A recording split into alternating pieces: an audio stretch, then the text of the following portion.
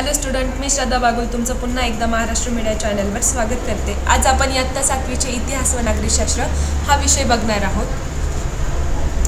पण सुरू करण्याआधी अजूनही तुम्ही महाराष्ट्र मीडिया चॅनलला सबस्क्राईब केलं नसेल तर नक्की करा आणि सगळ्यात पहिले व्हिडिओची नोटिफिकेशन मिळवा। महाराष्ट्र मीडिया चॅनलवर 1ली ते 12वी पर्यंतच्या सगळ्या विषयांचे व्हिडिओ तुम्हाला अवेलेबल होतील, तर नक्की बघा। तर आपण मागील व्हिडिओमध्ये शिवपूर्वकालीन महाराष्ट्र हा धडा अभ्यासला आहे। आज आपल्याला स्वराज्य स्थापना हा धडा अभ्यासायचा आहे। तर आज आपण स्वराज्य स्थापना हा धडा बघूया। तर सुरुवात करू। 17व्या शतकाच्या पूर्वार्धात महाराष्ट्रामध्ये छत्रपती शिवाजी महाराज हे युगप्रवर्तक व्यक्तिमत्व उदयास आले।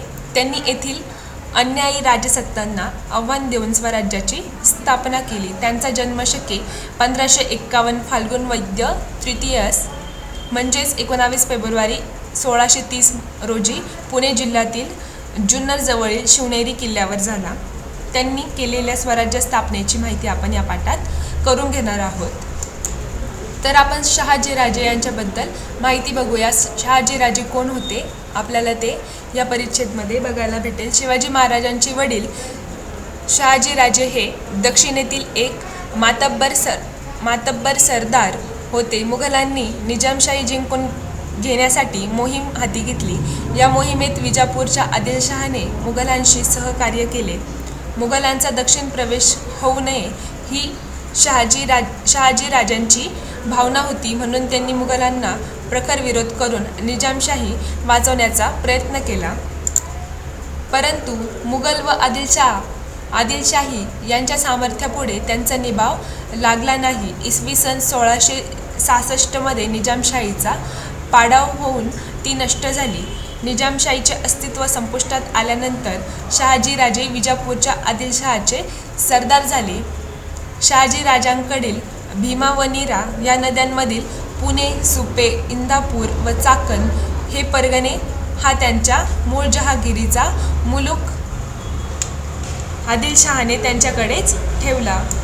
आदिलशहाकडून त्यांना कर्नाटकात बंगळुरू व त्याच्या आसपासचा प्रदेश जहागीर म्हणून मिळाला। जहागीर म्हणजे आपल्याला इथे काय अर्थ घेता येईल? जहागीर म्हणजे एखाद्या प्रदेशाचा वसूल उपभोगण्याचा हक्क। राज्यकर्त्यांच्या सेवेमध्ये ज्यांना सरदारकी मिळे त्यांना रोख रकमेच्या स्वरूपात वेतन न देता वेतनाच्या रकमेइतके उत्पन्न महसुलातून मिळाले एवढा प्रदेश नेमून दिला जात असे त्याला जहागीर असे म्हणतात। शहाजीराजे पराक्रमी, धैर्यशील, बुद्धिमान आणि श्रेष्ठ राजनीतिज्ञ होते। ते उत्तम धनुर्धर्य होते, तसेच तलवार, पट्टा आणि भाला चालवण्यात पटाईत होते। प्रजेवर ते अतिशय प्रेम करत असे। महाराष्ट्र, कर्नाटक आणि तमिळनाडू येथील अनेक प्रदेश त्यांनी जिंकून घेतले होते। दक्षिण भारतात त्यांचा मोठा दरारा होता। शिवराय आणि जिजाबाई बंगळुरू इथे असताना त्यांनी शिवरायांना राजा बनवण्यासाठी योग्य असे उत्तम शिक्षण देण्याची व्यवस्था केली होती। परकीय लोकांच्या सत्ता उलथवून स्वराज्य स्थापन करावे ही त्यांची स्वतःची तीव्र आकांक्षा होती, म्हणूनच त्यांना स्वराज्य संकल्पक म्हटले जाते। त्यांनी शिवराय आणि जिजाबाई यांना विश्वासू व कर्तबगार सहकार्यांनिशी बंगळुरूहून पुण्याला पाठवले। पुढे बघूया वीरमाता जिजाबाई। जिजाबाई बुलढाणा जिल्ह्यातील सिंदखेड राजा येथील मातब्बर सरदार लखुजीराजे जाधव यांच्या कन्या होत्या। त्यांना लहानपणीच विविध विद्यांबरोबर लष्करी शिक्षणही मिळाले होते। शहाजीराजांचे स्वराज्य स्थापन करण्याचे स्वप्न साकार व्हावे म्हणून त्यांना प्रोत्साहन देऊन सहाय्य करत असे। त्या कर्तबगार आणि द्रष्ट्या राजनीतिज्ञ होत्या। स्वराज्य स्थापन करण्याच्या कार्यात त्यांनी शिवरायांना सातत्याने मार्गदर्शन केले। प्रसंगी प्रजेचे प्रश्न सोडवण्यासाठी निवाडे देण्याचे कामही त्या करत असे।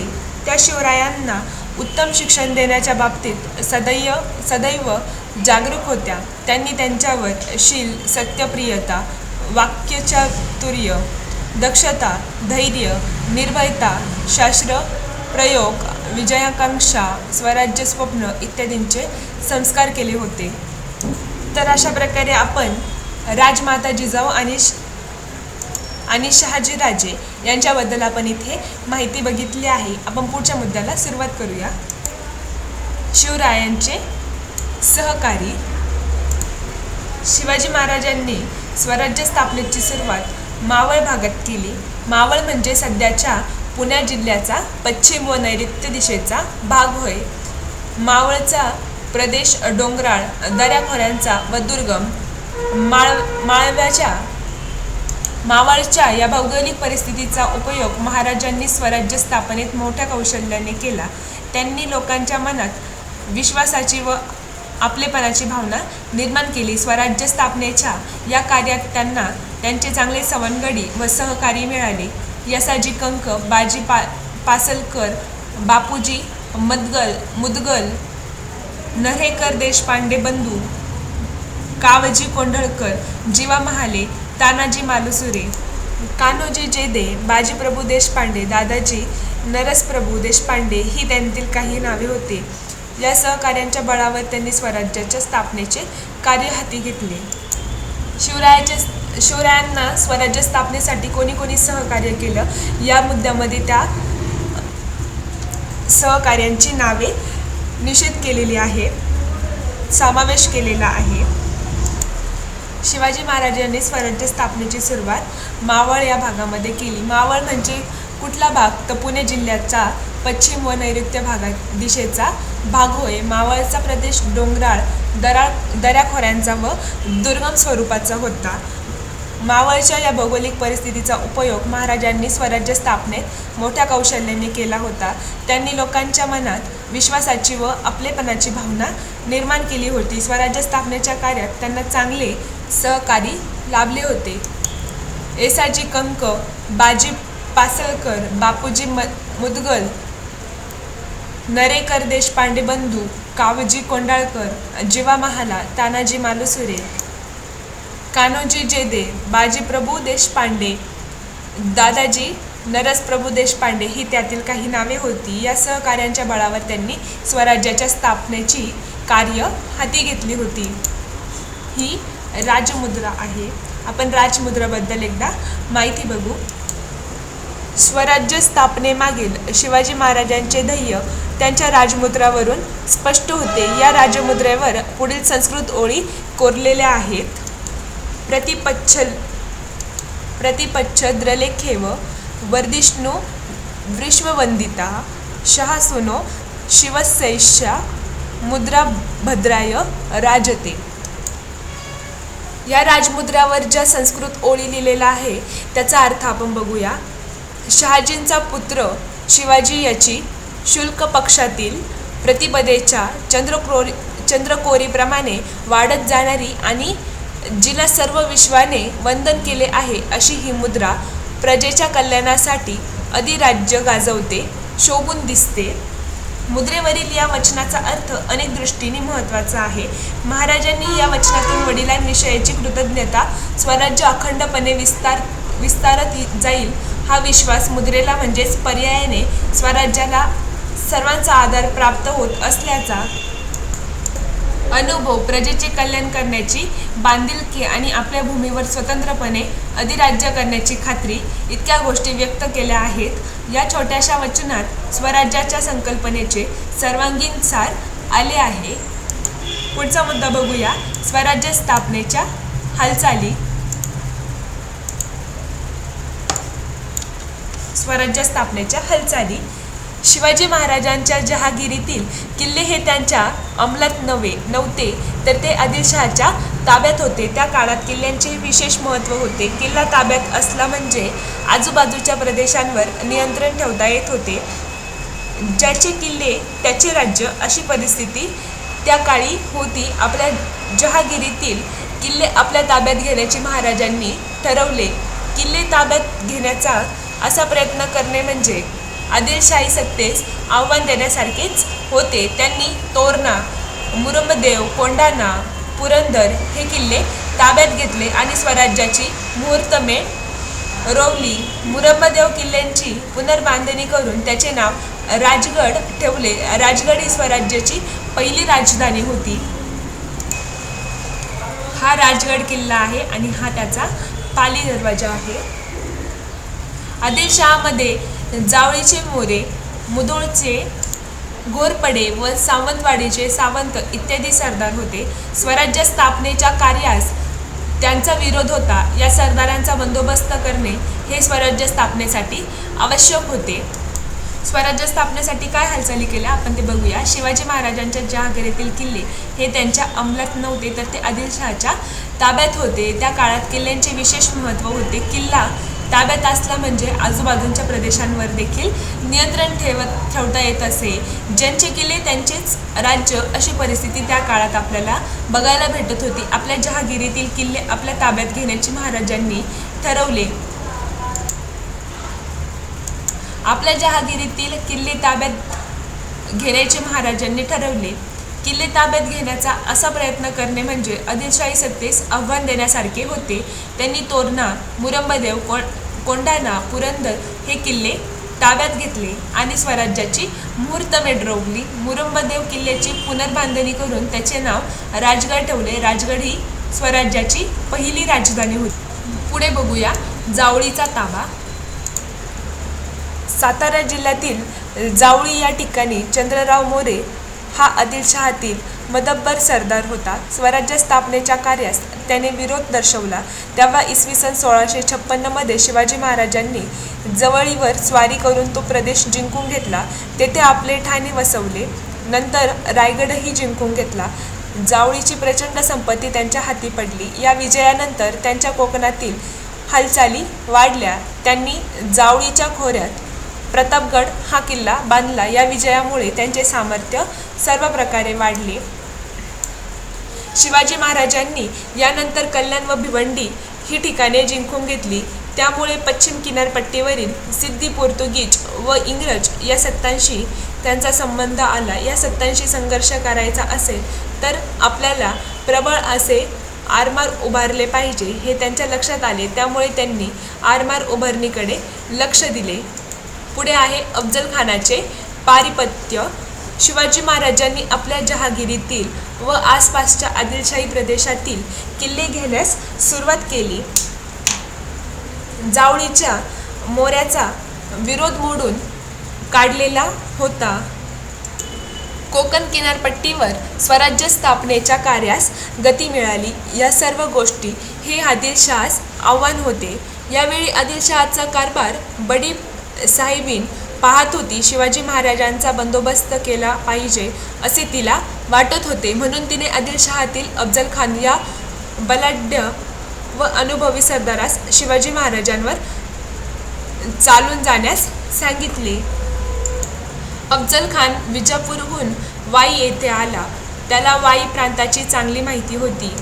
वाईजवळील प्रतापगड किल्ल्याच्या पायथ्याशी शिवाजी महाराज आणि अफजल खान यांची 10 नोव्हेंबर 1659 रोजी भेट झाली. या भेटीत अफजल खानाने महाराजांना दगाफटका करण्याचा प्रयत्न केला. त्यामुळे महाराजांनी त्याला ठार मारले आणि आदिलशाही सैन्याचे पारिपत्य केले. अफजल खानाच्या वधानंतर महाराजांनी लढाईतील जखमी सैनिकांना भरपाई दिली. ज्यांनी या लढाईत चांगली कामगिरी केली त्यांना बक्षीस देखील दिले. अफजल खानाच्या सैन्यातील जे सैनिक व अधिकारी त्यांच्या सैन्याच्या हाती लागले त्यांना त्यांनी चांगली वागणूक दिली.